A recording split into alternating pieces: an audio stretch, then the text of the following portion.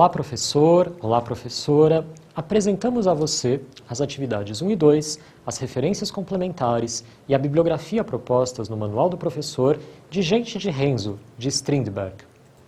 Nessa história, logo ao chegar a Renzo, um administrador quer restabelecer a ordem na pequena cidade sueca, levantando e reerguendo cercas.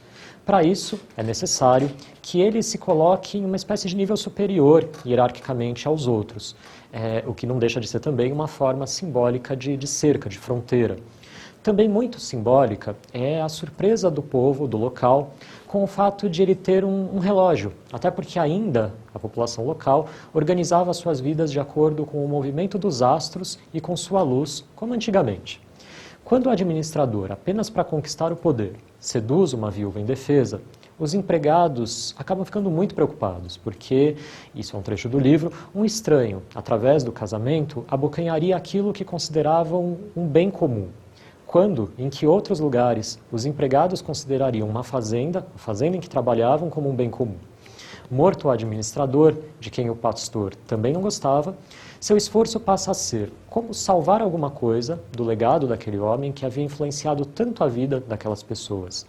Um administrador, com algumas noções de agricultura e contabilidade, começa a administrar a propriedade decadente nessa ilha em que o povo ainda vivia dos valores antigos e dos trabalhos de pesca. A obra apresenta os conflitos entre os hábitos dos moradores e esse representante dos novos tempos. Preocupado com as riquezas, a igreja e seu pastor acabam sendo os únicos elementos de harmonia entre os diversos personagens do drama, uma espécie de fator de equilíbrio e contato entre os dois mundos.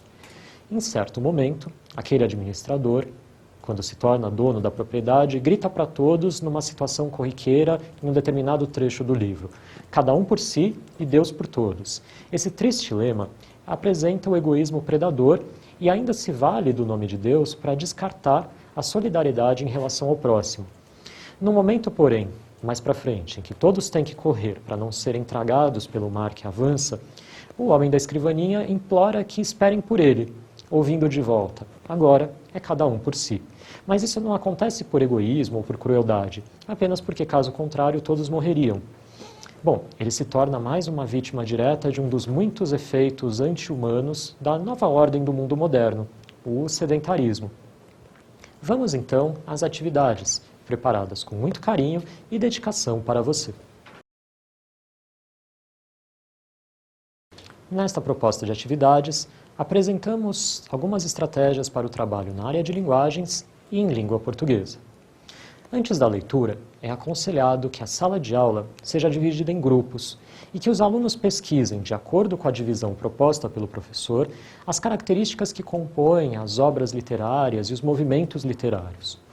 Durante a leitura, incentive o paralelo com os contos de fadas pesquisados anteriormente e estimule uma relação entre os textos e os principais movimentos artísticos do século XIX, incluindo o romantismo, que valorizava as tradições folclóricas em nome da identidade das nações.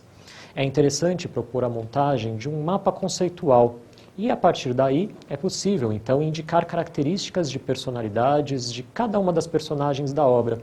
Após a leitura, munidos da leitura de Strindberg, com os elementos fornecidos pelas obras literárias pesquisadas, convide os alunos a produzirem um conto de linguagem simples, narrativa direta, nos moldes do autor sueco, recuperando antigas tradições locais, porém ambientado em território brasileiro. Em seguida, exploraremos em abordagem interdisciplinar o universo de Strindberg. Na pré-leitura, com o material produzido na atividade anterior, é válido explorar como a obra de Strindberg está inserida no contexto de sua época. Foi um período ao mesmo tempo de otimismo e de contestação. Havia a contraposição das identidades nacionais, coletivas e sociais frente às angústias do indivíduo. Pesquisando um pouco a biografia do autor, sua produção literária, a trajetória de sua carreira, fomente, juntamente com professores de ciências humanas, a discussão desses temas com os alunos, podendo se valer do auxílio dos professores de outras áreas para aprofundar a contextualização. Gente de Renzo é esse romance sueco de Strindberg, publicado em 1887. É interessante observar que a obra descreve a vida dos habitantes da ilha sueca de Renzo, uma ilha fictícia no arquipélago de Estocolmo. Strindberg escreveu essa obra por causa da saudade que tinha da Suécia, quando estava vivendo na Alemanha e na Suíça. O romance é considerado uma das obras-primas do autor, escrito em sua maior parte quando ele se encontrava no exílio que ele mesmo se impôs. Foi publicado pela primeira vez em 1887 em Estocolmo. A obra fez sucesso e foi concebida, nas palavras do próprio Strindberg, para reconquistar o seu público depois de uma fase marcada pela polêmica e pelo ostracismo literário. A obra traça um quadro da natureza física e humana dos arquipélagos suecos, berço cultural da Suécia. Poucos escritos são tão característicos daquele país escandinavo. Fino retrato psicológico de diversas personagens cativantes, gente de Renzo alia humor e lirismo e ocupa um lugar ímpar em meio à obra posterior de Strindberg, que é carregada de tensões e conflitos psicológicos maiores, ligados à loucura. Adaptado para teatro, cinema e TV, essa obra foi traduzida para diversos idiomas. O romance permanece até hoje como uma das obras mais queridas do povo sueco. Durante a leitura, munidos do conhecimento desse universo de Renzo, os alunos poderão, com o auxílio dos professores envolvidos, promover a realização de uma feira de cultura escandinava no colégio. Essa pode ser feita no local, com o aproveitamento das salas para a exposição de réplicas de elementos de cultura material. As salas podem estar, por exemplo, divididas de acordo com períodos. Podem ser encenadas danças típicas e os alunos podem pesquisar e cozinhar receitas da região. Caso seja feita a opção virtual, os alunos podem criar uma espécie de museu digital, de museu virtual.